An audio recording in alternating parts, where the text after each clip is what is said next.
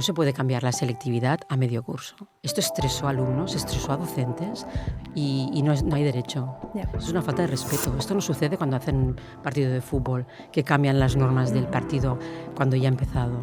Entonces, esto es una falta de respeto. Minta, un espacio para escuchar, entender y acompañar mejor a las nuevas generaciones. Sabemos que, a veces, desde fuera todo parece estar bien, pero, como en el patio, pasan muchas cosas, porque escuchar a tiempo también cambia historias. Esto es ¿Cómo está el patio?, un podcast sobre emociones, adolescencia y bienestar emocional, creado por Minta. Bienvenidos. Carme, bienvenida a Minta. Gracias, Muchísimas Natalia. gracias de estar aquí en este espacio donde pretendemos, pues yo creo que inspirar, conectarnos y empezar a hablar un poquito de temas importantes para el mundo de la educación, para la salud emocional, los jóvenes, las familias y los docentes, Sí. porque tú vienes de esa parte, ¿no? Sí, también. Entonces cuéntanos un poquito quién es Carme Bartomeu. Bueno, yo diría que soy madre de gemelos que ya no son adolescentes, hace una semana hicieron 18 años, ya están en el mundo universitario. Luego soy bióloga por accidente, no lo contaré aquí porque estaría muy largo, y profesora de matemáticas. Hace 37 años que soy profesora de matemáticas en secundaria, en los jesuitas de Barcelona. Y luego hace 6 años que me lancé a crear una empresa, se llama Educalm, donde realizo formaciones sobre todo para docentes, porque yo sigo en el aula, yo sigo en activo y creo que entiendo muy bien el día a día, qué problemas y qué necesidades tenemos los docentes, y quiero que las formaciones de Educalm pues ofrezcan herramientas y cubran estas necesidades, ¿no? Pero también a adolescentes y sobre todo a alumnos de bachillerato y a ciclos formativos y universitarios también hago formaciones, y cuando me queda tiempo a familias, pero ya no es tanto lo que me ocupa más, es sobre todo docentes y alumnos. Y también escribes libros en tu Sí, tiempo libre. también. Bueno, yo estuve trabajando 18 años en la editorial McGraw Hill haciendo libros de matemáticas. Ajá. Y bueno, yo creo que cuando terminó esta etapa de mi vida y me entré en el mundo del autoconocimiento, del coaching, que lo hice más para mí que para ofrecerlo a los demás, sinceramente, porque yo necesitaba sentirme bien, era muy autoexigente, tenía muy poca autoestima, no sabía bien cuáles eran mis fortalezas y mis talentos. Entonces tuve una depresión muy grande, bueno, si se puede decir así, estuve un año de baja.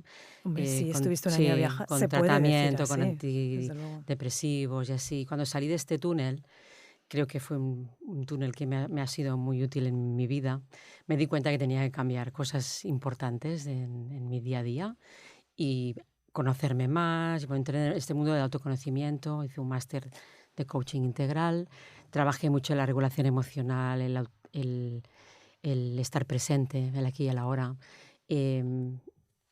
valorar la vulnerabilidad, el que no ser perfecto está bien. Y esto, claro, bueno, me empapó tanto que lo daba a mis alumnos, lo di también a mis hijos cuando nacieron, pero yo quería ofrecerlo también a otras personas que no estuvieran en mi entorno más cercano. Claro. Y así nace Educalm. Y cuando me operaron de la prótesis de cadera, que yo soy una persona muy activa, hice unas formaciones, el modelo Bridge, modelo Sicona, de cohesión y cómo llevar a un equipo al alto rendimiento. Y un fin de semana en Andorra esquiando, yo no esquiaba obviamente, empecé con una libreta, un lápiz, empecé a escribir historias en las que yo había ayudado a alumnos que me quiero mucho a superar algunas dificultades. Y de así nace el libro, en 4 historias reales de situaciones que han sucedido de verdad y en las que he utilizado distintas herramientas para que un alumno pues, no tenga miedo a los exámenes y a las presentaciones orales, o que confíe más en sí mismo, o que descubra qué etiquetas le limitan y cómo sustituirlas por otras que le potencien. Bueno, no quiero hacer spoiler, pero un poco Sí, al final de cada capítulo, de cada pequeña historia, hay alguna herramienta para que el lector pueda pues, profundizar. Claro, o sea, puede estar dirigido a alumnos y a adolescentes, pero también a sus padres, a sus docentes también, ¿no? Y a cualquier persona, yo creo, que quiera conocerse y ser más feliz. Claro, yo me lo he leído, ya lo Ajá. compré, me lo dedicaste, Sí. lo leí y efectivamente veía cómo era un libro que era capaz de poder llegar a cualquier lector, independientemente de su edad. porque cada Sí. uno lo podía leer desde su mirada. Si lo cogía un joven, Sí. fenomenal. Si lo cogía una mamá, estupendo. Si lo cogía un docente, también.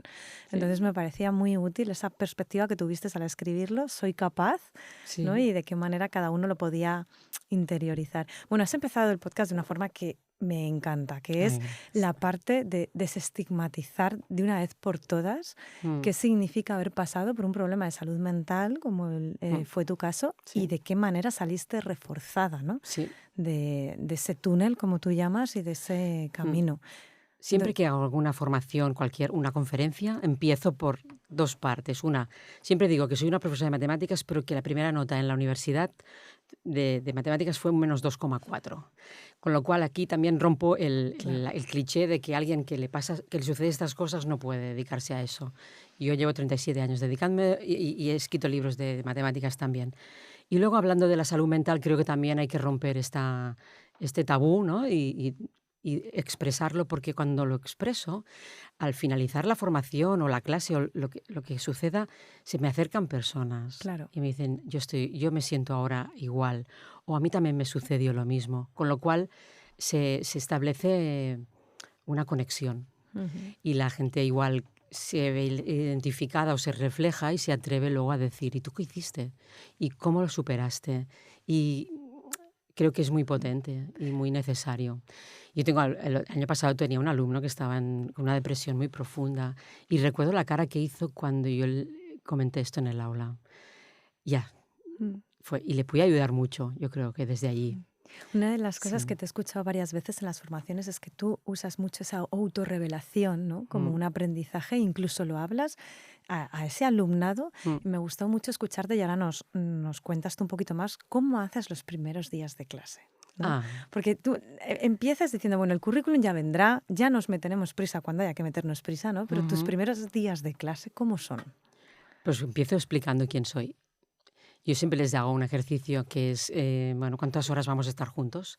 Vamos a calcular 4 horas a la semana, tantas semanas, tantos meses. Bueno, es el equivalente de una semana entera si no durmiéramos, ni comiéramos, ni paráramos para nada, ¿no? Entonces, bueno, cuando yo voy de viaje una semana con alguien, tengo que conocerle, si no, no iría. Y tengo que confiar. Y entonces, a partir de ahí, creo el contexto para que entiendan de que yo necesito explicarles quién soy para que confíen en mí y me dejen acompañarles hasta junio, ¿no? Y me encanta porque ya voy viendo las caras y ya voy viendo cómo hay cosas que les sorprenden, cosas en las que se reflejan también, ¿no? Y a partir de ahí les doy herramientas de cuál es mi estilo de educar. Que esto no les habla a nadie, o muy pocas personas empiezan así a decir, bueno, mi estilo es este. Yo soy una persona que he estado educada desde el estilo más autoritario. Mi padre lo hacía porque creía firmemente que era su estilo y también es el que él había recibido. Pero a mí no me siento cómoda con este estilo, entonces yo tengo que buscar el mío. Y entonces he encontrado la disciplina positiva, educar de forma amable y firme a la vez. Entonces les explico lo que es. Y también que hay otras maneras, que es más permisividad o hay más sobreprotección, que hay, bueno, muchos estilos y que cada persona seguramente obviamente tiene el suyo. Y les explico cuál es el mío. Y que para mí lo más importante es el respeto mutuo. Y entonces les explico mucho porque la palabra respeto está muy utilizada, pero no entienden a veces el contenido. El respeto al material, el respeto al hacer las cosas bien hechas, el respeto a usar las palabras adecuadas, el respeto a la emoción del otro. Es muy amplia la palabra. Entonces les pongo ejemplos o a veces situaciones que van sucediendo durante el día a día. ¿Veis? Esto es la excelencia ignaciana que yo les digo, ¿no? El hacerlo al máximo. Y cada momento puedes hacer un reset y empezar de nuevo. Claro. No tienes que esperar cada lunes ni cada evaluación. En cada segundo, tomar conciencia, puedes decir basta y empiezo de nuevo, un reset, ¿no? Les hablo también de las etiquetas que tenemos, que muchas veces nos han puesto las personas que más nos quieren, pero a veces nos las ponemos nosotros mismos, o los compañeros, o los profes, que esto también tenemos. Y esto lo haces durante las primeras clases de la primera semana, a lo mejor, ¿no? Sí. Les hablo del iceberg, de que cuando tenemos una necesidad no cubierta, sobre todo cuando es de conexión, de pertenecer, influir, pues hacemos comportamientos que no son adecuados, ¿no? Porque queremos conseguir la conexión de forma, aunque sea inadecuada, incorrecta. Entonces se sorprenden. Claro, los alumnos dirán, ¿qué hace la profesora de matemáticas? Sí, pues que diciendo nadie esto? o muy poca gente les habla desde ahí. Ujú. Y aunque sean de segundo de secundaria, es igual, porque muchos se reflejan. Claro, yo la lío por esto. O Claro. también conecto mucho con las necesidades especiales, es decir, cuando hay un TEA, una persona con TDAH, ¿no? Que es muy Ujú. hiperactivo. En mi clase pues hay cargos, hay responsabilidades y hay una mesa muy alta este año que es para personas que son, hay alumnos que son muy Sí, altos. los Pues cuerpos la querían evolucionan retirar, así. digo, no, no la retiréis. Claro. Claro, el otro día había un alumno que necesita movimiento y necesita, pues estaba ahí a mi lado con esta mesa de pie, sin silla. Claro. Pues perfecto. Hay otros profesores que dicen, es que es muy movido.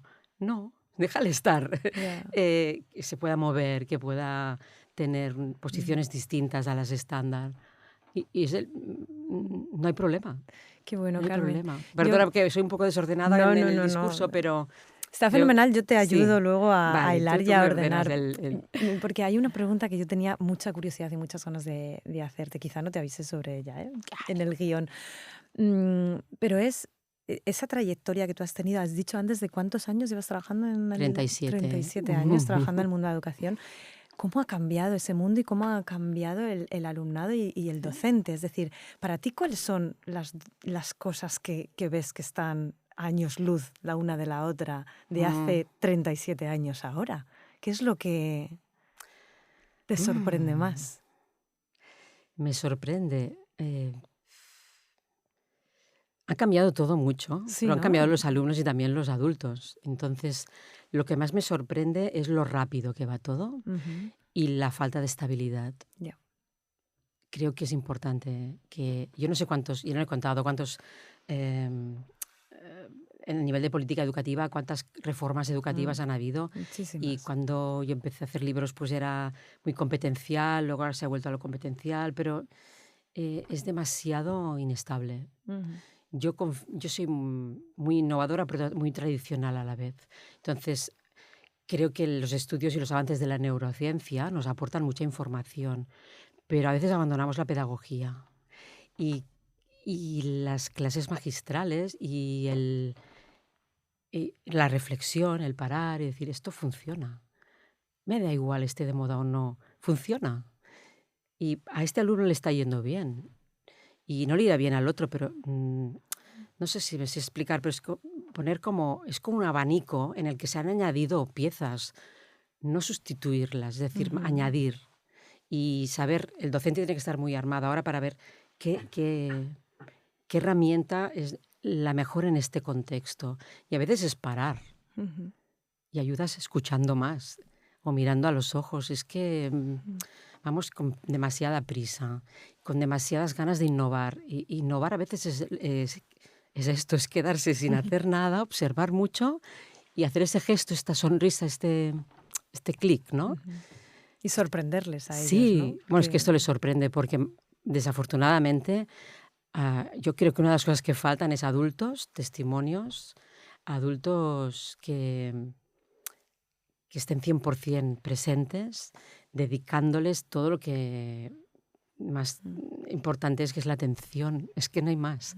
Dirías que el alumnado, desde tus años, ¿no? Tus primeros años como docente ahora, ¿tiene más carga emocional? Es decir, más estrés, más ansiedad. Las estadísticas dicen que sí, pero ¿tú cómo lo sientes en el aula? Totalmente. Sí. El hecho de las pantallas...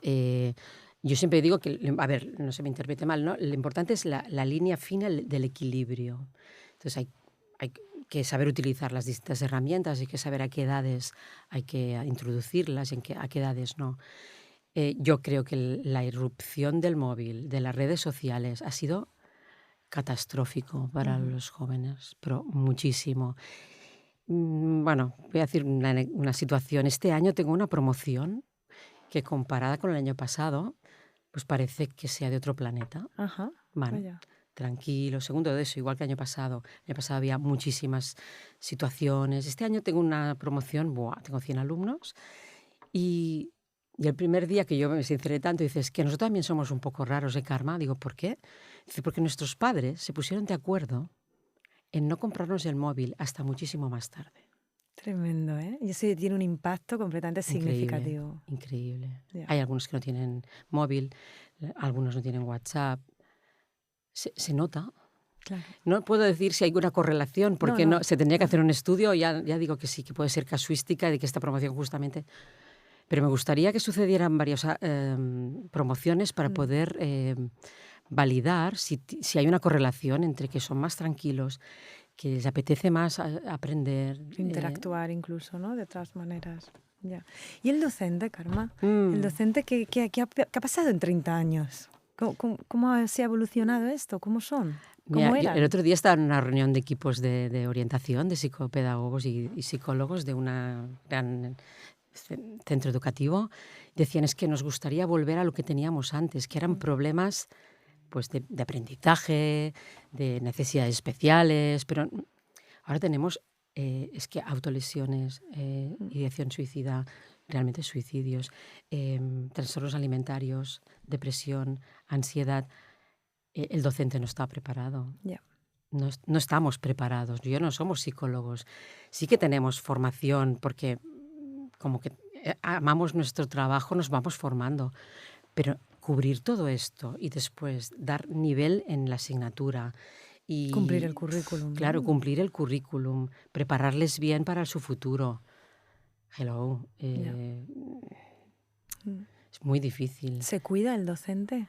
No. ¿Se hace ese autocuidado? Yo tengo compañeros y bueno, y conozco que hago formaciones en muchos centros y veo personas que ya están acusando cansancio. Depende de las situaciones que tienen que manejar, ¿no? Depende de qué familias también a veces son situaciones muy delicadas, ¿no? Y el docente siempre, como que ama mucho su trabajo, le va poniendo horas, le va poniendo ganas y nos cuesta poner a veces límites horarios, en límites de energía. Y entonces se va desgastando demasiado. Y entonces entra en el aula con un tono un poco gris. No porque lo desee, sino porque no llega todo. Tiene una mochila muy Sí, grande siempre que pregunto también. qué necesita el docente, pues tiempo. Sí, pero el tiempo es lo que hay. Tenemos que aprender a priorizar, a poner límites, a recortar. Pues hay tanta burocracia, pues igual tenemos que desobedecer un poco y hacerla menos bien y dedicarnos a lo fundamental que es el contacto humano.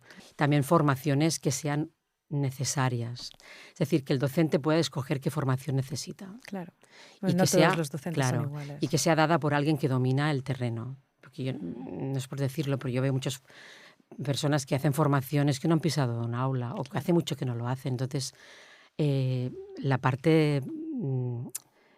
el aterrizaje a la realidad falta. Entonces, esto son horas de dedicación que el docente está invirtiendo en formarse, pero luego es una frustración muy grande cuando ve que aquello no es aplicable. ¿Tienen ¿no? sentimiento de culpa? Claro. Yo creo que sí, claro, porque es...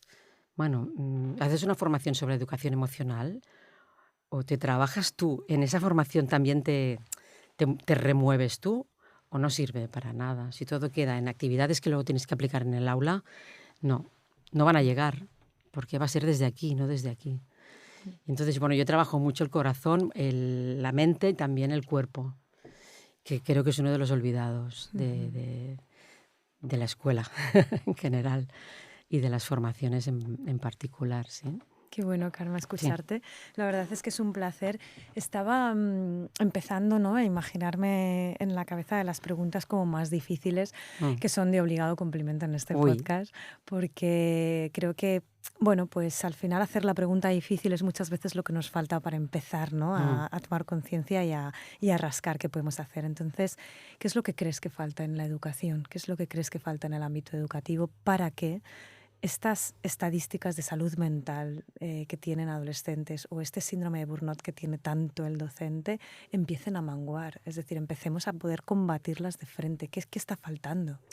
Falta que estén al cargo a nivel político y del departamento y personas que realmente dominen mucho de la materia, que haya presupuesto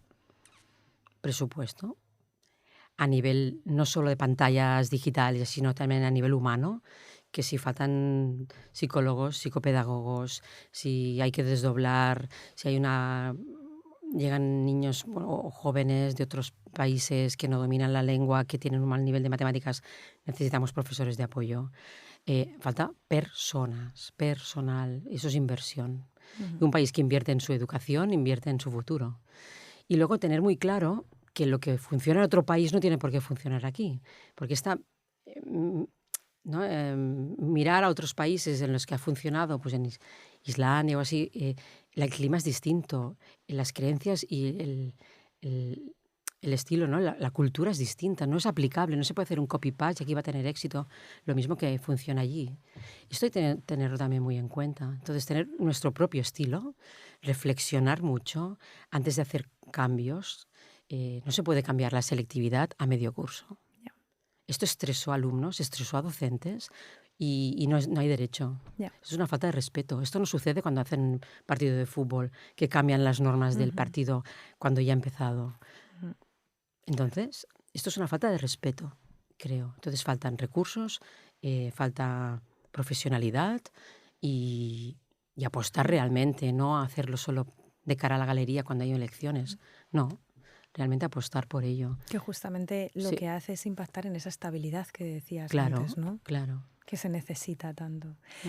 Y Karma, ya estamos terminando, el tiempo pasa volando y estoy encantada que estés Ahí. aquí, pero tengo alguna otra pregunta también así como muy interesante que hacerte y para saber un poco tu opinión, esas preguntas difíciles que nos gusta hacer aquí en Minta para remover conciencias, y es, en algún momento de tu carrera probablemente te hayas sentido frustrada, ¿no? En algún momento de tu carrera profesional hayas sentido, bueno, pues esa rabia, ¿no?, interior. Y para aquellos docentes que nos puedan estar escuchando, ¿qué les dirías? ¿Cuál sería un poco tu legado? ¿No? Todavía no, pero ¿cuál es ese legado que quieres dejar en el docente? Que somos muy importantes para nuestros alumnos y que no podemos tirar la toalla. Que nos necesitan. Yo creo que falta mucha ilusión y confianza en el futuro. Y les tenemos que transmitir esto. Y nosotros no podemos hacerlo si nosotros tampoco no lo llevamos incorporado. Entonces, no tirar la toalla, que una palabra nuestra puede determinar el futuro de un niño o un joven. Y no exagero. Entonces, solo por eso ya es gratificante. Solo que cambiemos la vida de uno de ellos, que yo creo que que lo hacemos en mucho más proporción de lo que nos pensamos, porque no nos llega. O igual te llega un exalumno que ahora tiene 40 o 50 años y te dice, Karma, aquello que hacías, aquello que me dijiste funcionó. Pero también sucede lo contrario. También me he encontrado a personas que han dejado de hacer algo porque hubo en un momento un profesor que igual no tenía un buen día o igual estaba desanimado y dio un feedback que quizás no construyó, sino todo lo contrario. Entonces, de acuerdo que todos somos humanos, pero tenemos que ser muy responsables. Carmen, Que se tenemos, me ponen los pelos de punta, pero es que es la verdad. Se me han puesto los pelos y de si me punta. equivoco el día siguiente, por favor, rectifica y di perdón, lo que dije. Tenía un mal día, pero no lo dejemos allí porque puede estropear vidas. Y decirle a un alumno, tú no sirves, y luego este alumno igual es ingeniero. Yo tengo un alumno que le decía, no sirves para las matemáticas, y está trabajando en una aeronáutica, ha hecho la ingeniería aeronáutica, está trabajando de piloto. ¿Recuerdas a tu referente, profesor, profesora, maestro, maestra? Sí, bueno, sí. En la universidad, bueno, no, antes, en segundo de bachillerato, yo era una alumna muy, muy, muy tímida y que no confiaba mucho en mí, como he comentado al principio. Así terminamos como hemos empezado. Venga. Y entonces era una sustituta de biología que yo estaba haciendo un mural con unos compañeros y a mí me gustaba mucho dibujar. Entonces estaba dibujando un invertebrado allí, me felicitó, me puso un 10. Dice, Karma, lo haces muy bien, te felicito. Era la primera vez que me felicitaban. Eso se te quedó grabado. Era la Fíjate. primera vez que me felicitaban. Y yo creo que hice biología por eso. Fíjate. Y ella era una sustituta, no me acuerdo ni su nombre, Ya. me marcó. Por primera vez alguien me felicitaba por algo. No puede ser Qué bueno. que hasta segundo de bachillerato no haya... Pero mira, gracias, ¿no? Porque hubo alguien que me hizo el clink. Claro. Y todos podemos hacer clinks, y no solo los docentes, padres, madres, en una cafetería, el que sirve un buen café y hace el comentario adecuado. Todos, Totalmente. Porque todos somos docentes en todas partes, o sea que... Karma, ha No sido sé. un verdadero placer hablar contigo. Gracias. Se me ha pasado el tiempo volando. A mí también. Y estoy dispuesta a invitarte otra vez para seguir profundizando en algunos temas, ¿te parece? Yo sí, encantada. Oye, recomendadísimo el libro de Soy Capaz para cualquier persona que pueda adquirirlo, leerlo y que da lo mismo, va para familias, para docentes y también para los propios adolescentes y jóvenes. Así que bueno, historias muy reveladoras basadas en realidad, ¿no? Sí, yo tuve que pedir permiso a los protagonistas porque no les cambié el nombre. Qué bueno, qué bueno. Y el día de la presentación del libro vinieron algunas. Sí, estoy muy... ¿Has estado a gusto, Karma? Mucho, se me ha hecho muy corto. Es que me gusta mucho hablar también. Fenomenal, nosotros también. Gracias por la oportunidad también, Minta, y a ti, Natalia.